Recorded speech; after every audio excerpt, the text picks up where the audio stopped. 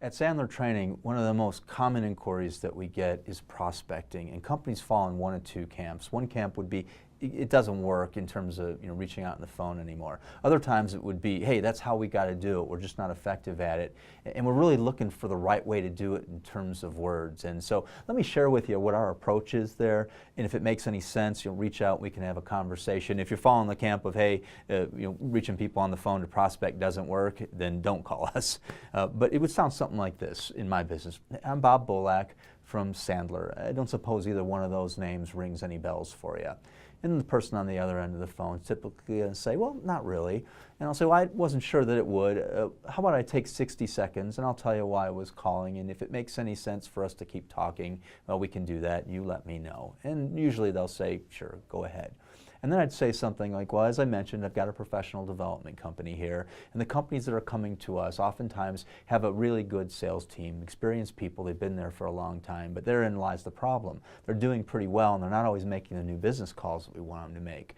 And it gets frustrating because the company has new business goals, and their people are doing a good job, but just not on the prospecting part. It could be even procrastination, because they're not fun calls to make. The other thing that we sometimes hear is, our people prospect, they're putting opportunities in the pipeline, but gosh, today it just seems like they're taking forever to get through the pipeline.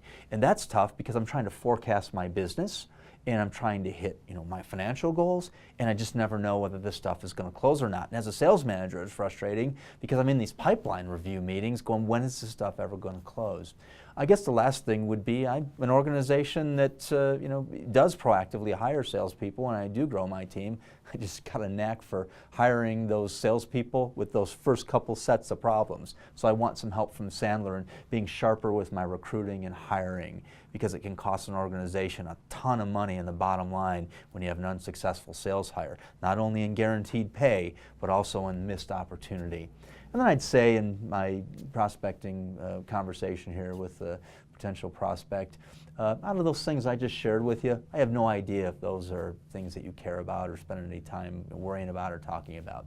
In that case, the prospect can pick one and we can talk about it, or they can say, you know what, I'm great, I don't need anything. We call that the no pressure prospecting call, because I'm good either way. I only need to make the conversation. But when I make that call and I talk about them and their problems and not me, oftentimes what they'll say is, well, yeah, gosh, we're having a problem with prospecting, everybody does. And at that point I'll just say, well, tell me a little bit more about it. Now we're having a conversation.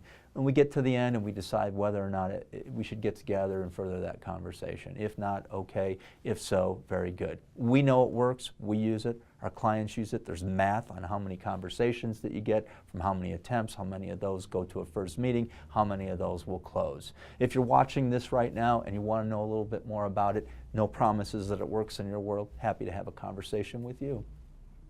I'm Bob Bolak, Sandler Training.